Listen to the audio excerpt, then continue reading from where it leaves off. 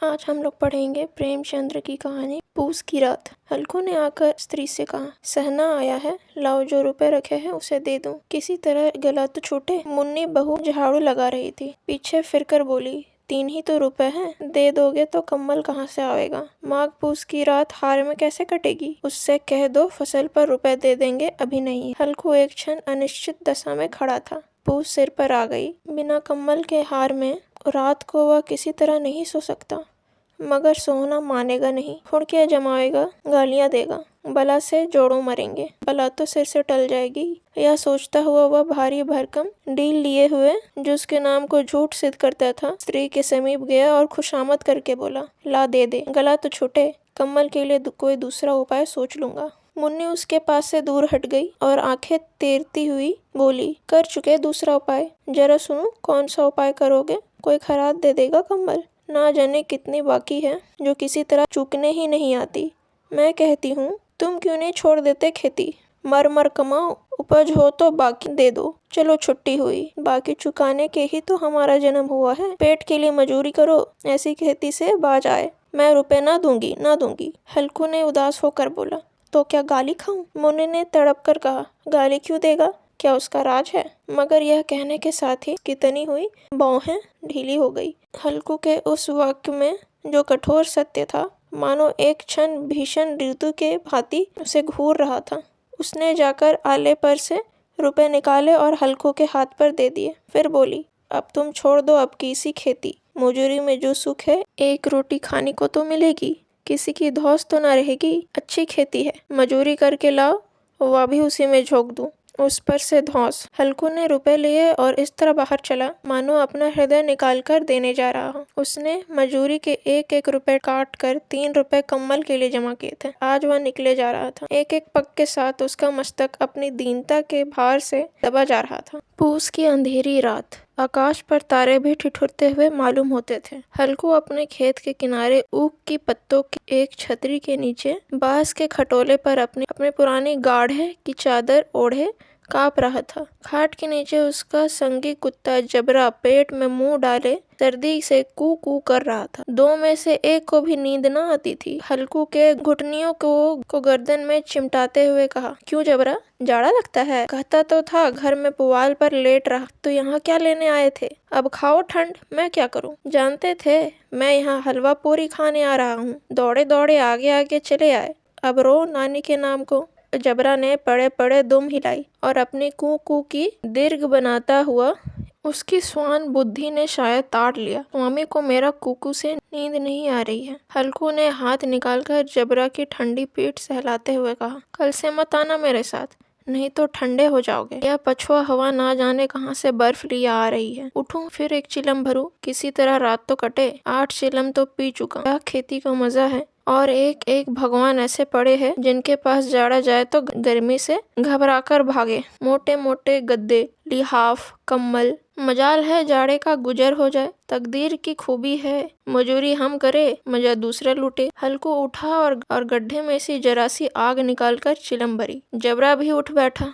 हल्कू ने चिलम पीते हुए कहा, पिएगा चिलम, जाड़ा तो क्या जाता है, हाँ जरा मन बहल जाता है। जबरा ने उसके मुंह की ओर प्रेम से छलकती हुई आंखों से देखा। आज और जाड़ा खा ले, कल से मैं यहाँ पुआल बिछा दूंगा, उसे में घुसकर बैठना, तब जाड़ा ना लगेगा। जबरा ने अगले पंजे की घुटनिया पर रख दिया और उसके मुंह के पास अपना मुंह ले आया। हल्कू को उसकी गर्म सांसें लगी। चिलम पीकर हल्कू फिर लेटा और निश्चय करके लेटा कि चाहे कुछ हो जाए अब की सो जाऊंगा। पर एक ही क्षण में उसके हृदय में कंपन होने लगा। कभी इस करवट लेता, कभी उस करवट, पर जाड़ा किसी पिशाच की भांति उसकी छाती को दबाए हुए था। जब किसी तरह रहा ना गया तो उसने जबरा को धीरे से उठाया और उसके सिर को थपथपा कर उसे अपनी गोद में सुला लिया। कुत्ते की देह से जाने कैसी दुर्गंध आ रही थी, पर वह उसे अपनी गोद में चिमटाए हुए ऐसे सुख का अनुभव कर रहा था जो इधर महीनों से उसे ना मिला था। जबरा शायद समझ रहा था कि स्वर्ग यही है, और हल्कू की पवित्र आत्मा में उस कुत्ते के प्रति घृणा की गंध तक न थी। अपने किसी अभिन्न मित्र या भाई को भी वह इतनी तत्परता से गले लगाता। वह अपनी दीनता से आहत न था जिसने आज उसे इस दशा में पहुंचा दिया था। नहीं, इस अनोखी मैत्री ने जैसे उसकी आत्मा के सब द्वार खोल दिए थे और उसका एक एक अणु प्रकाश से चमक रहा था। सहसा जबरा ने किसी जानवर की आहट पाई। इस विशेष आत्मीयता ने उसमें एक नई स्फूर्ति पैदा कर दी थी। जो हवा ठंडे झोंकों को तुच्छ समझती थी, वह झपट कर उठा और छतरी के बाहर आकर भौंकने लगा। हल्कू ने उसे कई बार चुमकार कर बुलाया, पर वह उसके पास न आया। हार में चारों तरफ दौड़ दौड़ कर भूखता रहा। एक क्षण के लिए आ भी जाता तो तुरंत ही फिर दौड़ता। कर्तव्य उसकी हृदय में अरमान की भांति उछल रहा था। 1 घंटा और गुजर गया। रात ने शीत को हवा से धधकाना शुरू किया। हल्कू उठ बैठा और दोनों घुटने को छाती से मिलाकर सिर को उसमें छुपा लिया। फिर भी ठंड कम न हुई। ऐसा जान पड़ता था सारा रक्त जम गया है। धमनियों में रक्त की जगह हिम बह रहा है। उसने झुककर आकाश की ओर देखा। अभी कितनी रात बाकी है। सप्तऋषि अभी आकाश में आधे भी नहीं चढ़े। ऊपर आ जाएंगे तब कहीं सवेरा होगा। अभी पहर भर के ऊपर रात बाकी। हल्कू ने खेत से कोई एक गोली के टिप्पे में आमों का एक बाग देखा था। पतझड़ शुरू हो गई थी। बाग में पत्तियों का ढेर लगा हुआ था। हल्कू ने सोचा, चलकर पत्तियां बटोरूं और उन्हें जलाकर खूब तापूं। रात को कोई मुझे पत्तियां बटोरते देखे तो समझे कोई भूत है। कौन जाने कोई जानवर ही छिपा बैठा हो। मगर अब तो बैठे नहीं रहा जाता। उसने पास के अरहर के खेत में जाकर कोई पौधा उखाड़ लिया और उनका एक झाड़ू बनाकर हाथ में सुलगता हुआ उपला लिए बगीचे की तरफ चला। जबरा ने उसे जाते देखा तो पास आया और दुम हिलाने लगा। हल्कू ने कहा, अब तो नहीं रहा जाता जबरू, चलो बगीचे में पत्तियां बटोर कर तापे। ठाठे हो जाएंगे तो फिर आकर सोएंगे। अभी तो रात बहुत है। जबरा ने कू करके सहमत प्रकट किया और आगे आगे बगीचे की ओर चला। बगीचे में घूप अंधेरा छाया हुआ था और उस अंधकार में निर्दय पवन पत्तियों को कुचलता हुआ चला जाता था। वृक्ष से उसकी बूंदें टप टप नीचे टपक रही थी। यकायक एक झोंका मेहंदी के फूलों की खुशबू लिए आया। हल्कू ने कहा, कैसी अच्छी महक आई जबरू, तुम्हारी नाक में भी कुछ सुगंध आ रही है। जबरा को कहीं जमीन पर एक हड्डी पड़ी मिली थी।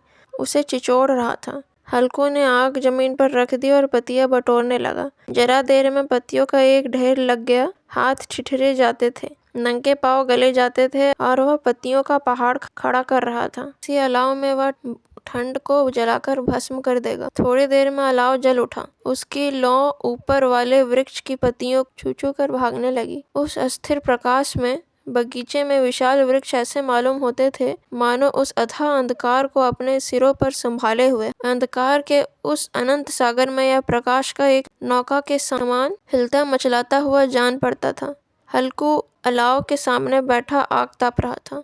एक क्षण में उसने दोहर उतार कर बगल में दबा ली और दोनों पांव फैला दिए मानो वह ठंड को ललकार रहा हो। तेरी जी में जो आए सो कर। ठंड की असीम शक्ति पर विजय पाकर वह विजय गर्व को हृदय में छुपा न सकता था।